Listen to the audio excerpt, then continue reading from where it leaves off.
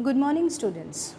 Today my topic is revision on till now what I taught you, that is the nephron part, then the GFR and then the acid base balance. I thought that today my approach will be mainly I will focus on 10 years question, okay, so that you will understand what are the important questions that comes from these topics, okay. So, I will discuss mainly the 10 years question and then few questions that you make mistakes, okay, about few questions. Now, first question that has come in 10 years is differentiate between cortical and juxtamedullary nephron, okay. Remember, I have took the class, that video, the difference between cortical and juxtamedullary nephron, okay. Now, what is the difference? I think all of you can tell what is the difference.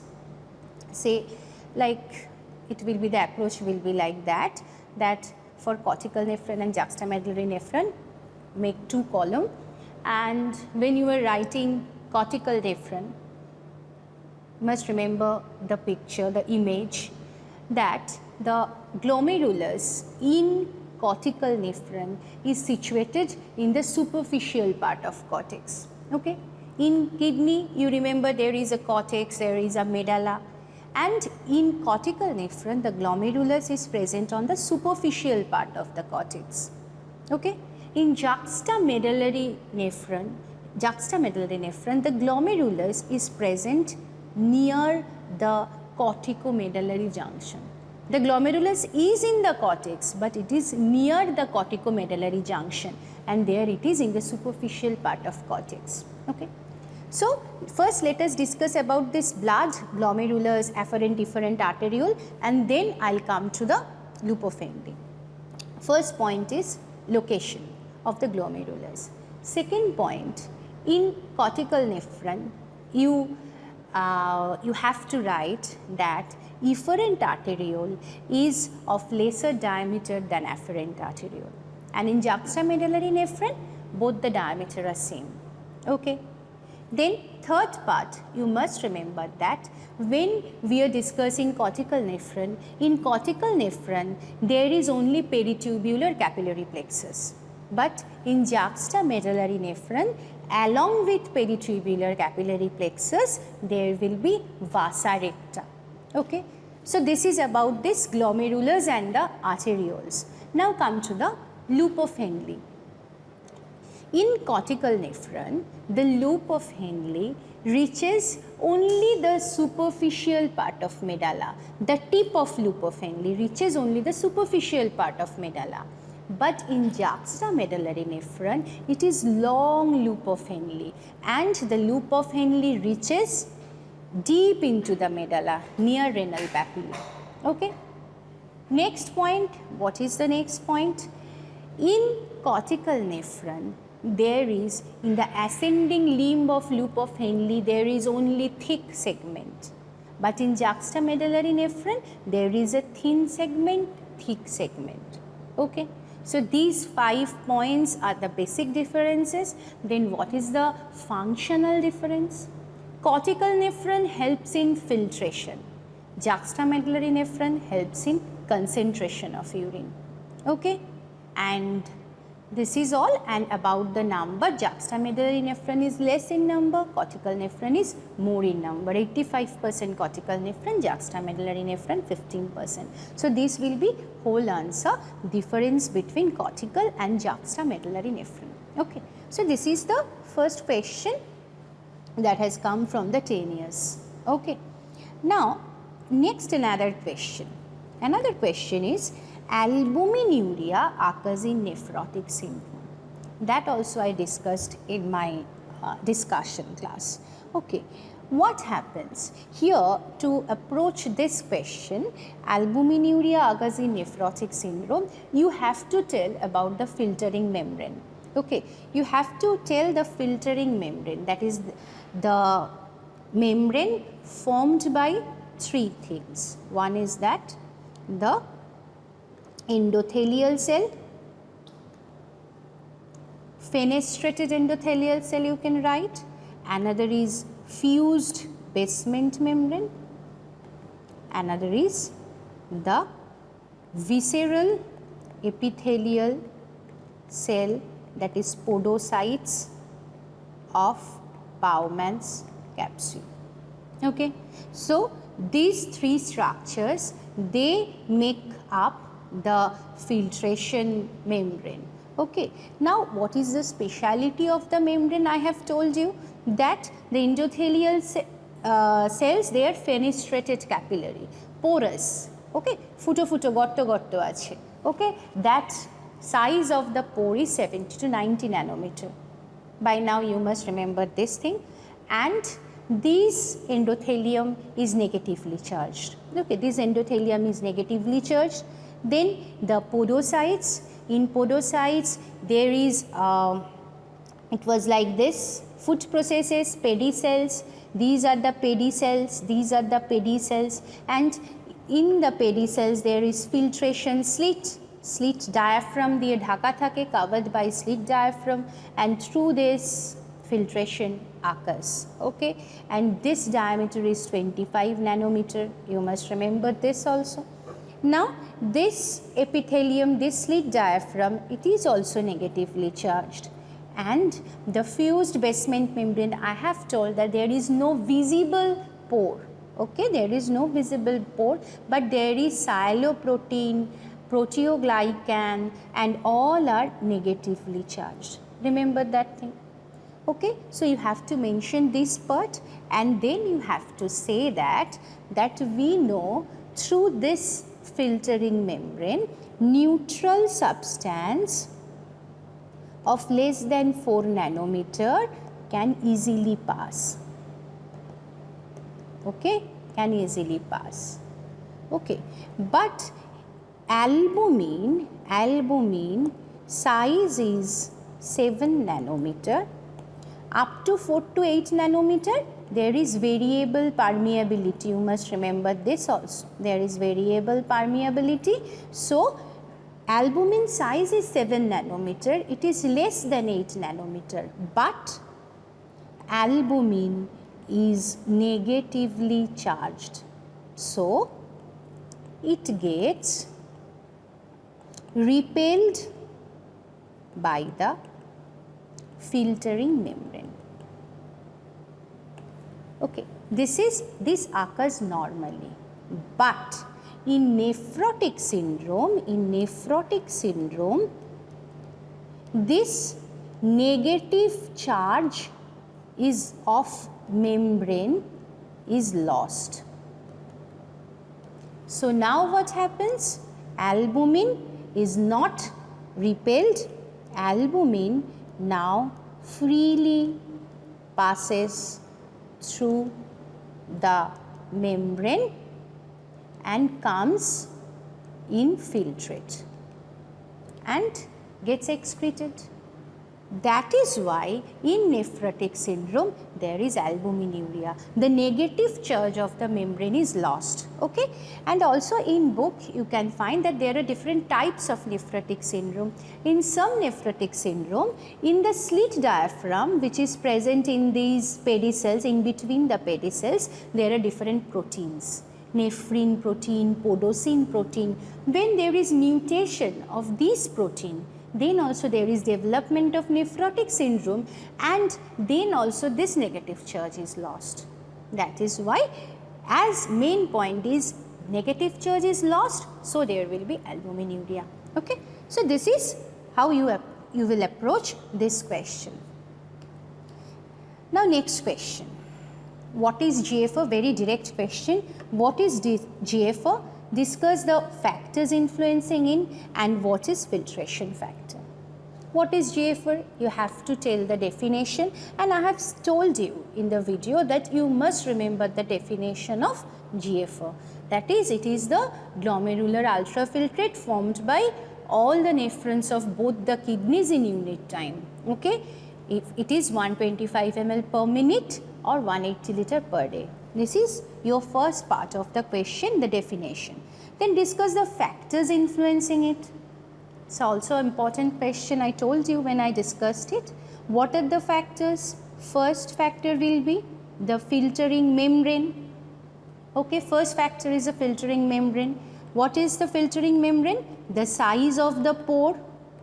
You have to say it that endothelium is 70 to 90 nanometer, the filtration slit is 25 nanometer, there is no visible gap in the basement membrane, okay, and also the charge of the membrane, that is you have to mention it is negatively charged and everything, okay, due to presence of sialoprotein, proteoglycan, like that.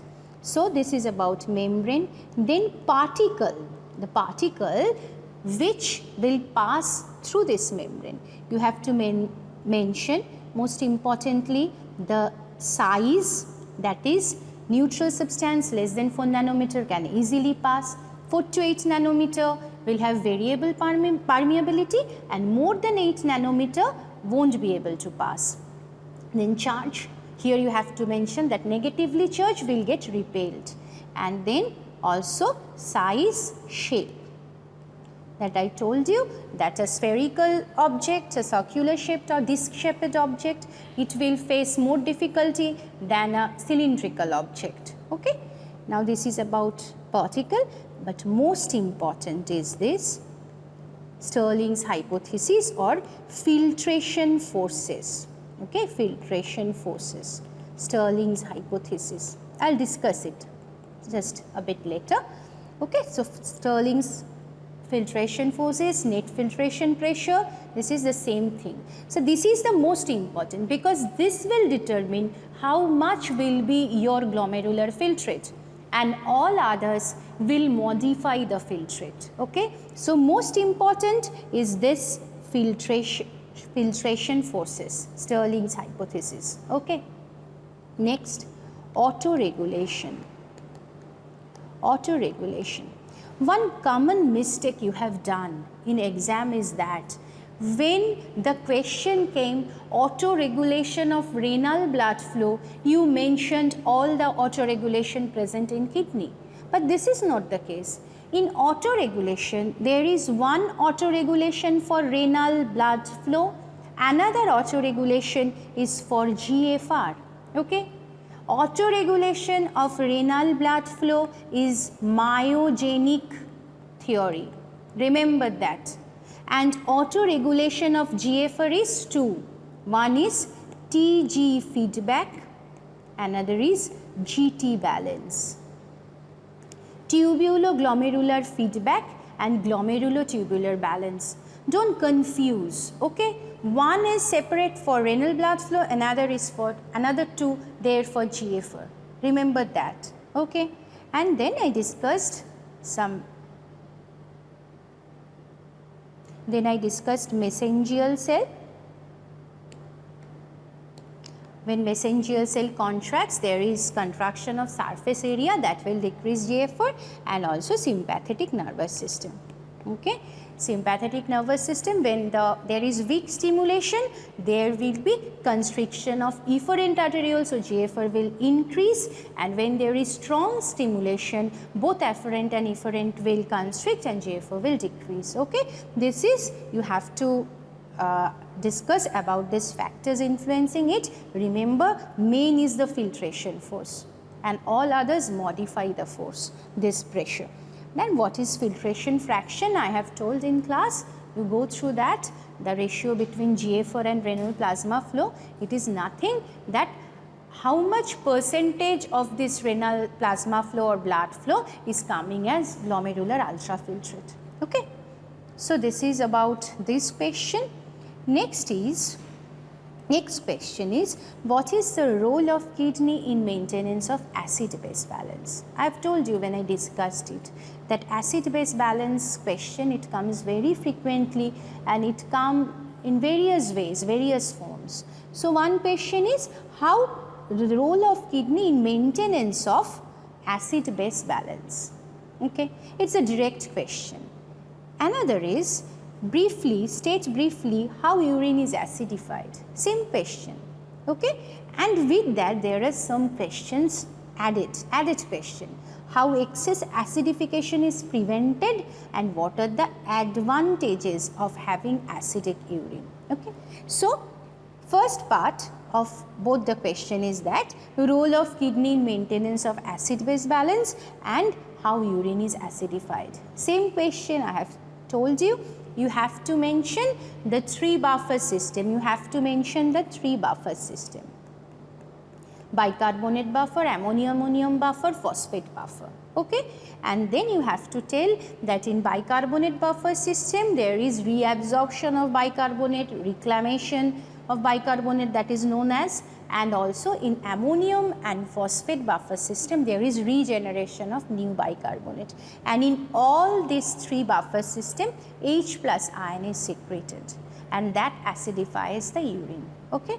So, this is how you have to approach that. Everything is in detail you have learned about in class. And next, how excess acidification is prevented. Okay. In this part you have to mention 2 points. In this part you have to mention 2 points. What are the 2 points? How excess acidification is prevented? First is all the H plus, most of the, not all, most of the H plus binds with buffer, system. So, free H plus is less in quantity. And second, you have to mention about the limiting pH. Okay. So, here approach will be, first you have to write that the H plus secreted, they will bind with buffer. So, free H plus quantity is less.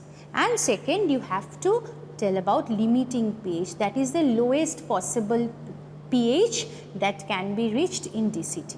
It is 4.5, I have told you. So, when this pH, this 4 pH is getting lower due to the presence of free H plus, when the pH of DCT comes down to 4.5, it cannot decrease further. Why? Because then there will be starting of leaking of H plus into the cell and to the interstitium. Okay. This leaking back of H plus, you have to mention that this is known as limiting pH. Okay. So, you have to mention these 2 points. Okay. Next, what are the advantages of having this acidic urine? Here you have to mention that the non-volatile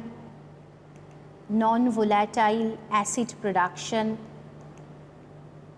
in our body is 170 milliequivalent per day and only 60 milliequivalent bicarbonate is produced. So, there is a bit excess of non-volatile acid in our body. Okay.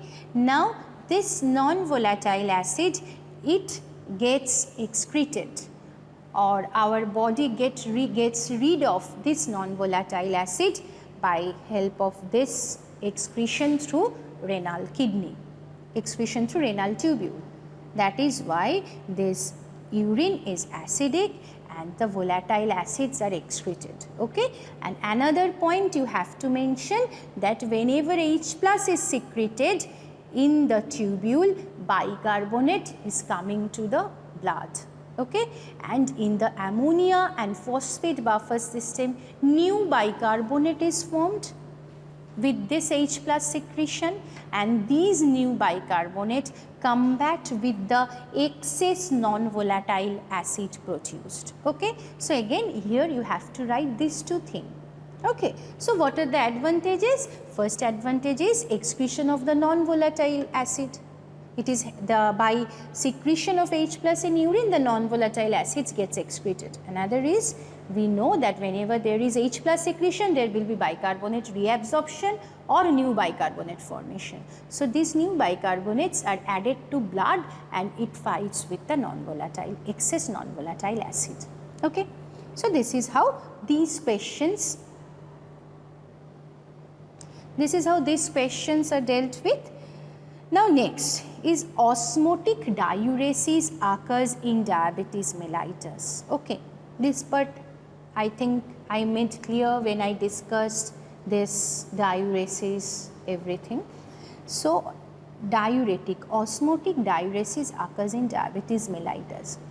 So in diabetes mellitus, you know that glucose load is very much high. So more glucose is coming in the glomerular filtrate. When glucose exceeds the transport maximum, glucose can no longer get reabsorbed. So now glucose gets excreted in urine. This excess glucose is osmotically active particle. Osmotically active particle. So what will happen? It will draw water. So water reabsorption will be less. Water reabsorption will be less. So more water will accumulate, will get accumulated in the tubule. Now what will happen? This more water, it will decrease. This more water will decrease concentration of sodium and other electrolytes, sodium, chloride, other electrolytes. That will prevent reabsorption. That will prevent reabsorption of these electrolytes. So now more water and solute or electrolyte will be excreted. Okay, because the same thing will happen in loop of Henle in DCT. So ultimately huge water and electrolyte will be lost. That is why osmotic diuresis occurs in diabetes mellitus. This will be your approach. Okay. Now next, metabolic acidosis may be found in diabetes mellitus. You know that in type 1 diabetes mellitus, one complication is diabetic ketoacidosis. Diabetic ketoacidosis. Okay. Now in diabetic ketoacidosis, what happens? The ketoacids, the amount of ketoacids in our body increases. Ketoacids increases, that is beta hydroxybutyric acid, acetoacetic acid, and that is why there is acidosis in our body. And why it is metabolic? Because the source is other than respiratory. Other than respiratory cause is metabolic, I have told you, and acidosis because there is formation of ketoacids, accumulation of ketoacids, okay, which is more common with type 1 diabetes mellitus. Okay. So this is metabolic acidosis may be found in diabetes mellitus, and if marks is more, then here you can mention about that anion gap, and here there will be high anion gap metabolic acidosis. You can mention that, but otherwise this will be sufficient. Next, how furosemide is used as diuretic. So furosemide is loop diuretic, you know about that. It is loop diuretic. So the furosemide will act on loop of Henle. So what will be the function? Most important, I have said that there will be disruption of medullary concentration gradient. Remember? So furosemide, it will disrupt the medullary concentration gradient. And another thing is that it inhibits, the furosemide, it inhibits the sodium potassium 2 chloride channel in the thick ascending limb of loop of Henle. Okay. So it inhibits, so sodium potassium chloride, they cannot get reabsorbed. So the quantity of sodium, chloride, potassium will increase in lumen.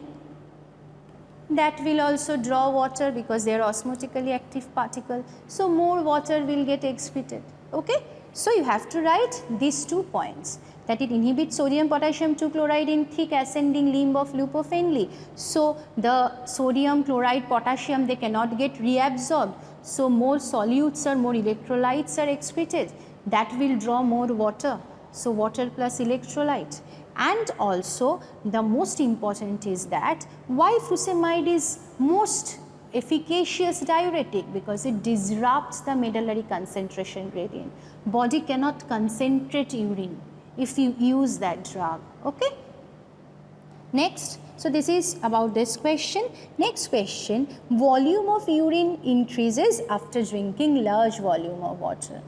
Now you will say that, okay, we know that when we drink more, we have to go to washroom more. But why?